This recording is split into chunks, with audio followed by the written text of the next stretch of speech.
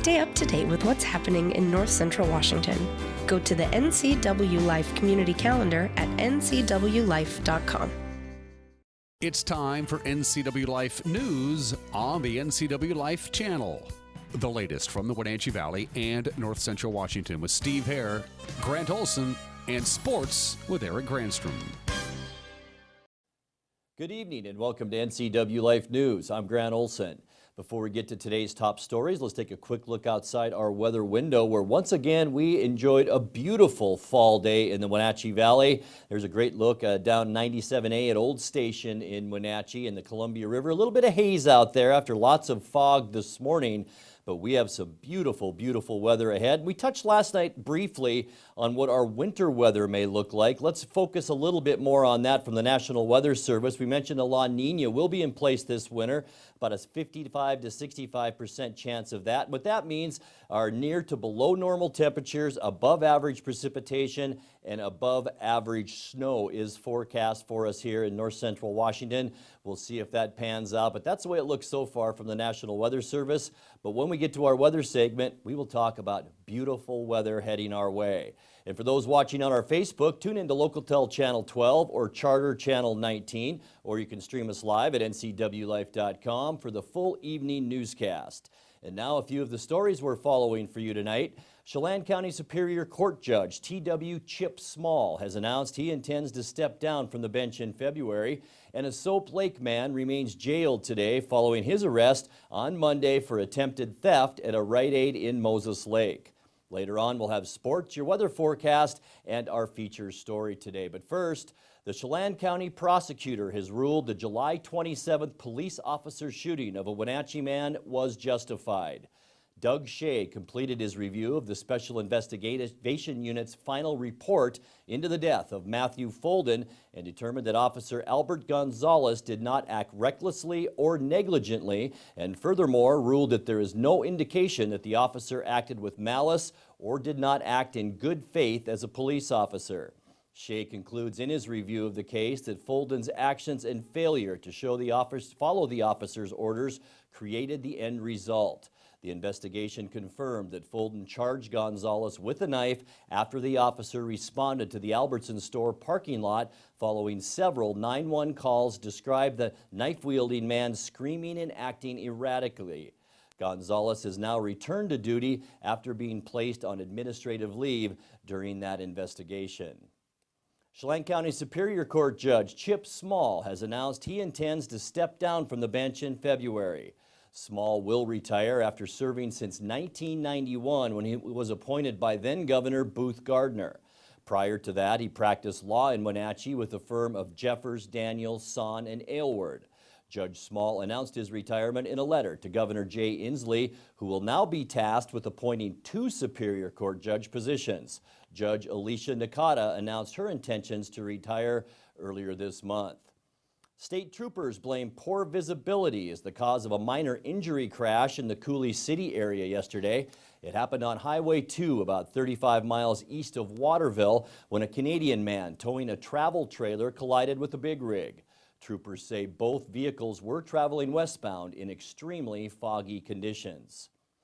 A Soap Lake man remains jailed today following his arrest on Monday for attempted theft at a Rite Aid in Moses Lake.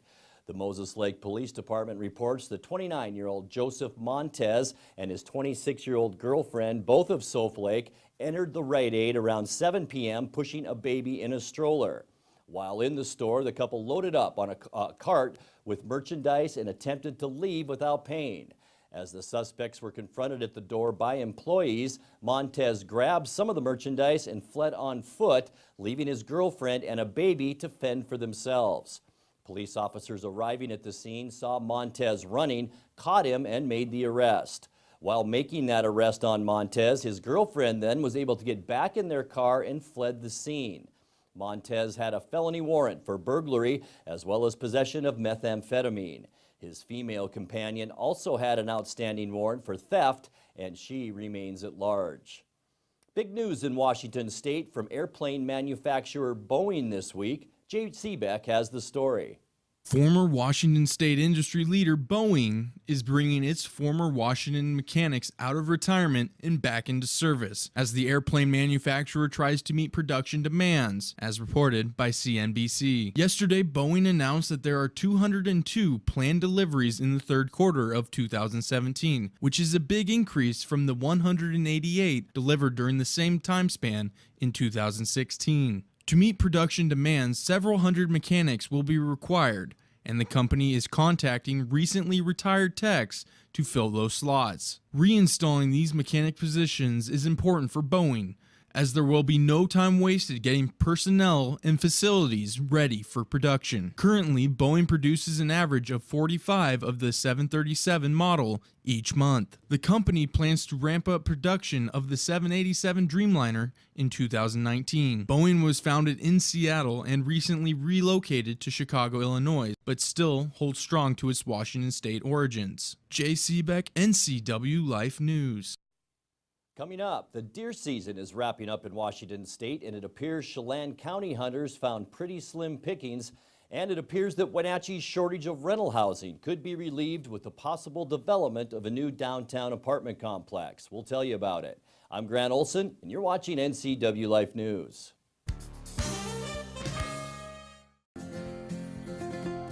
At Local Myth Pizza, we believe in real food, freshly prepared with only premium ingredients. Our cheeses are imported from Italy. Our sauces, dressings, and even our sausages are made in-house, fresh daily.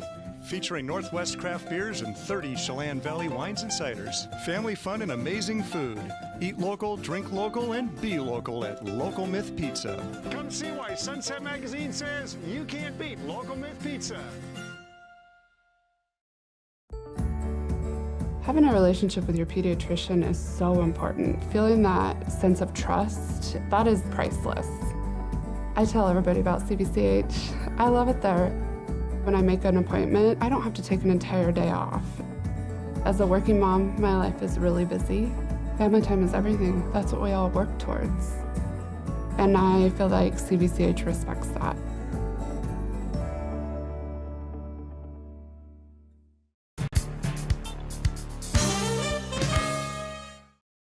Welcome back. The deer season is wrapping up in Washington State, and it appears Chelan County hunters found pretty slim pickings. A Washington State Fish and Wildlife official reports the county's mule deer population saw a serious decline following last year's winter weather. Well, we're seeing somewhat what we expected in the fact that we lost a bunch of deer over this past winter. District Fish and Wildlife biologist Steve Volson says the county lost about 26% of its deer population due to lack of forage. All the indicators over the past year were pointing to the fact that the deer population was down, that the number of bucks within the population were down, and that hunter success this year was going to be a little reduced, and I think that's occurring. Volson says Chelan County's mule deer habitat is located mostly in mountain terrain, which is more vulnerable to winter damage. But he says there are already signs that the herds are starting to recover. A couple of normal to easy winters, deer populations rebound incredibly quickly. Their numbers will come back up. And then as we get a few years, the bucks in that population will increase in age and antler size. And so, we expect it to rebound pretty quickly. Of course, it's all dependent on weather, but this is quite normal for deer populations in the West in that a hard winter is an equalizer, and it's very hard to retain deer over and above the capacity of the landscape to support them. Volson says he won't know until January, when all of the hunted deer tags are tallied up, the exact number of bagged animals. Well, it appears that Wenatchee's shortage of rental housing could be relieved with the possible development of a new downtown apartment complex. Mayor Frank Kuntz says the builder of the Riverside 9 apartments is interested in developing the old city-owned parking lot on South Mission Street into multi-family housing. And so we have an option here to put another 170 units, in our downtown business core, which I think would do great things for downtown businesses, So we're excited for the opportunity. Don't know whether we'll get it to the finish line in terms of whether or not what the costs to build this are going to be. But we're excited for Widener for being here. They love our city. They're a major developer. The City Council will take up the matter at Thursday's meeting. Widener Apartments Director of Public Relations, Gregory Cerbana, talked about the company's plans at a Port District presentation in September. We hope to bring state-of-the-art techniques and furnishings and fittings to those apartments. We'll have a full, rich amenity package in each one of them. And, as new construction, we hope to be able to meet an unmet need in the marketplace. And so we're excited about this. We think it's a good thing for each one of these markets, and we look forward to doing more. Widener Apartments is currently developing its second project along Riverside Drive, just north of the Columbia Valley Brewery. Tonight's City Council meeting starts at 5:15 at City Hall if you would like to attend that meeting. There are 2 open seats up for grabs this election on the Rock Island City Council. Tonight we're highlighting the race for the position 1 seat between Cameron Marchmonte and Ray Pearson. Pearson is 62 years old and a retired carpenter. He's been a council member for the past 17 years. He believes his experience on the council gives him an edge in knowing the background on complicated issues. He also believes the most responsible growth in Rock Island would be development that comes from the city center and moves outward. Pearson says he would also get rid of the former silicon plant on the Columbia River shoreline to attract new people and new business to the city. Cameron Marchmonte is 28 years old and is currently a supervisor for Columbia Coal Store. Marchmonte moved to Rock Island in 2015 and says he plans to raise his 2 children there, which compelled him to be involved with its development. He says Rock Island's top priorities are water quality, expanding public services, and commercial development. He also says the city can manage its growth by limiting the rate of urban development to mitigate the stresses on public services. Tomorrow night on the NCW Live Evening News, we will focus on the other council seat up for grabs in Rock Island, position 4, between incumbent Mariah Kreider and challenger Jana Howard. You're watching NCW Life News. Coming up next, your sports update, followed by today's feature story.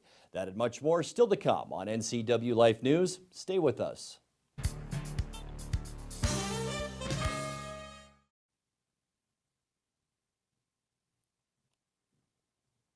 House, featuring great family dining in downtown Chelan.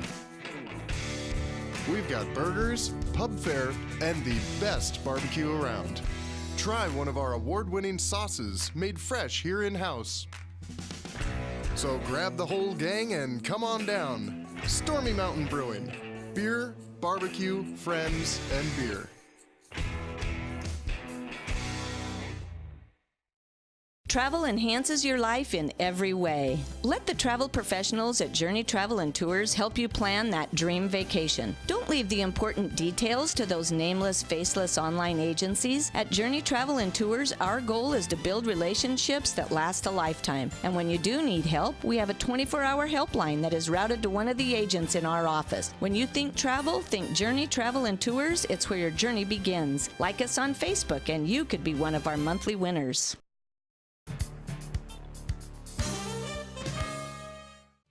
And now it's a sports update on the NCW Life channel. And a happy Thursday. We have another couple of local athletes who were named to the WIAA's Athletes of the Week this week. Eastmont's Devin Schneider selected in football. Schneider had a stellar week for the Wildcats, rushing 22 times for 275 yards, a couple of touchdowns in the victory over Davis. He also had a 50-yard touchdown catch and an interception at the goal line. Cascade's Emily Gaines was selected in soccer. Gaines finished the week with 4 goals and 5 assists in 2 games for the Kodiak. She also played extremely well in her midfield position with 23 steals. WIAA has announced the academic state champions for fall sports, and congrats to the Eastmont boys cross country team, academic state champs. Taking a look at the Les Schwab Prep scoreboard from last night.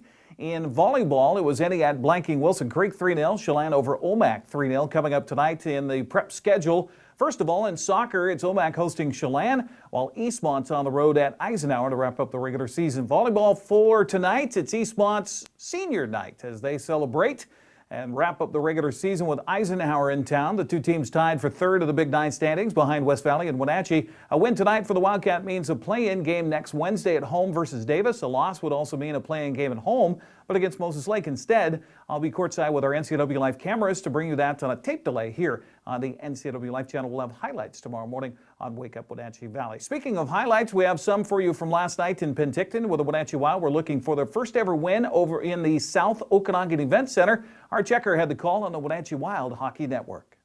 Backhand dish gets broken up. Here comes Owen Sillinger. He's in, he shoots, and he scores.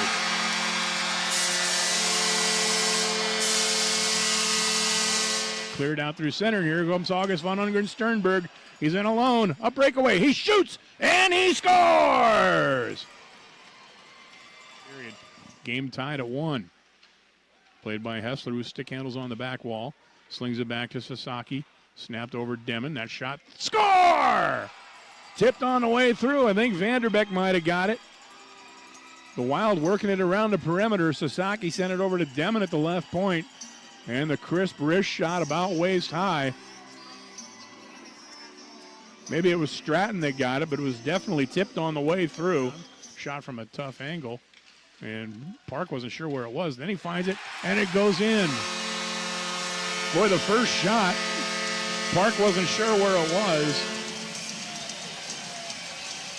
And then the V's collected the rebound over in the left wing corner and just kind of threw it at the net in a low crawler. I think it was Botan that drove it home. In front shot, loose in front, and then Weatherby comes up with it. Back behind the net, wrap around attempt, he scores! Jasper Weatherby. Boy, he faked out Shield. He acted like he was going to cut around to Shield's right. Shield bit. Weatherby came back over on the near side, tucked it in underneath on the glove hand side. And the Wenatchee Wild win it in double overtime by a final score of 3-2. There you have it. Jasper Weatherby, the hero last night for the Wild. Wenatchee will stay on the road for a game tomorrow night in Vernon against the Vipers at 7 o'clock before returning home for Saturday's Pink at the Rink night against Alberni Valley. Our checker will join us on Skype tomorrow morning on Wake Up Wenatchee Valley to talk about the games and the special event this weekend, so be sure and join us for that. Speaking of the Wenatchee Wild, that's hockey night tonight on the NCW Life channel as they'll take on Merritt. We'll have that one for you starting at 7 with the Coach's Corner, and we'll also have Clarkie's Corner and then the Wild and Centennials at 7:15. That's sports. I'm Eric Grandstrom. Grant, back to you. Thank you, Eric.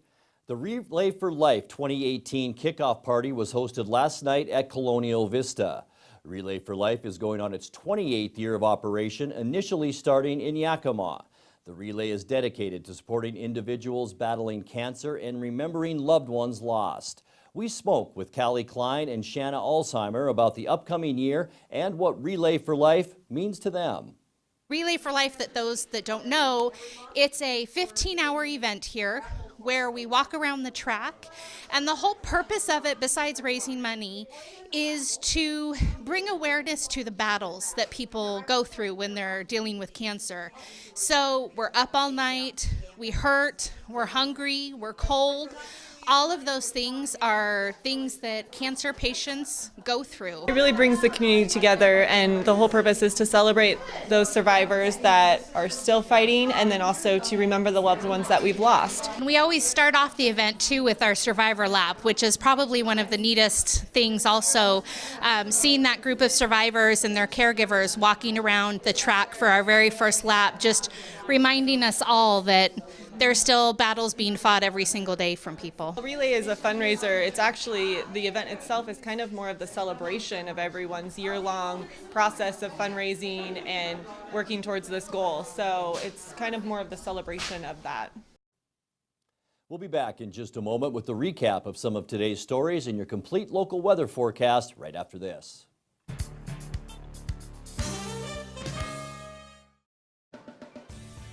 If you are looking for dependable car service and repair, visit the good guys at Quick Lube and Tune. They've been keeping cars and trucks in the Wenatchee Valley running smooth for 35 years. Quick Lube and Tune is your hometown shop for a 10-minute oil change, complete tune-ups, alignments, brakes, mufflers, air conditioning service, and more. Get more life out of your vehicle by bringing it to the local guys you can trust at Quick Lube and Tune on South Wenatchee Avenue. So, how you guys doing? My job starts in Portland in a month. Can we find a buyer that fast? I think we're good. Our CBX app tells us who the best potential buyers are. We can pinpoint where the hottest prospects are located, right on this map. 2 cities over. It even lets us set the most accurate price. Wow, it really does all that. It really does all that. Well, help us pack? We're working on that.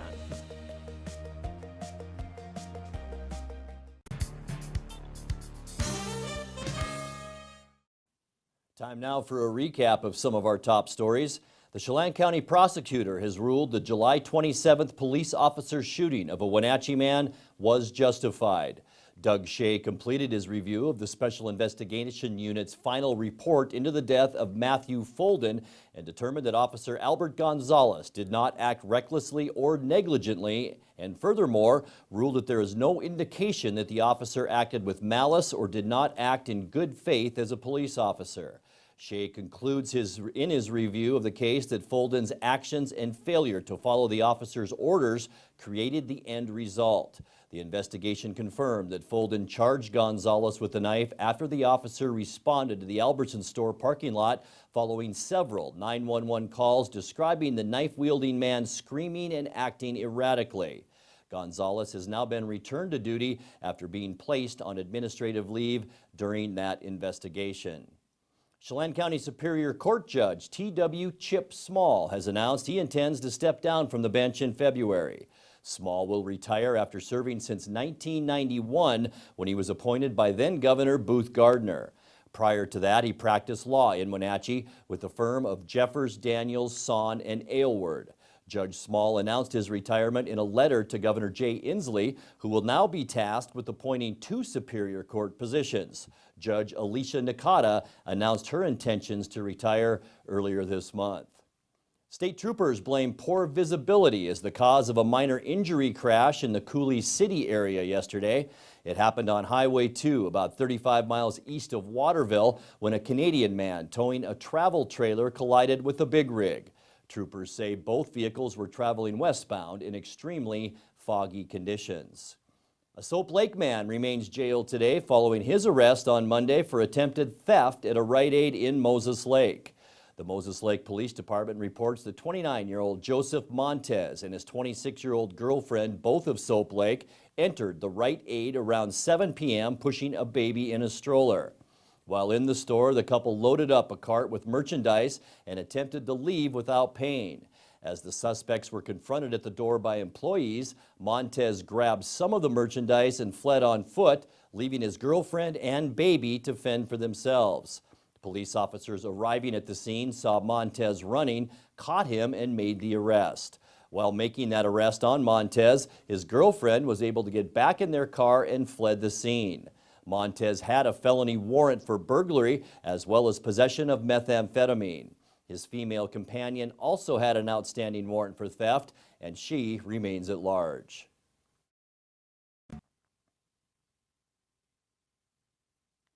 Time now for your weather forecast for north central Washington. Before we get to that, if we can, let's take another look outside our weather window. We saw just an absolutely beautiful day today.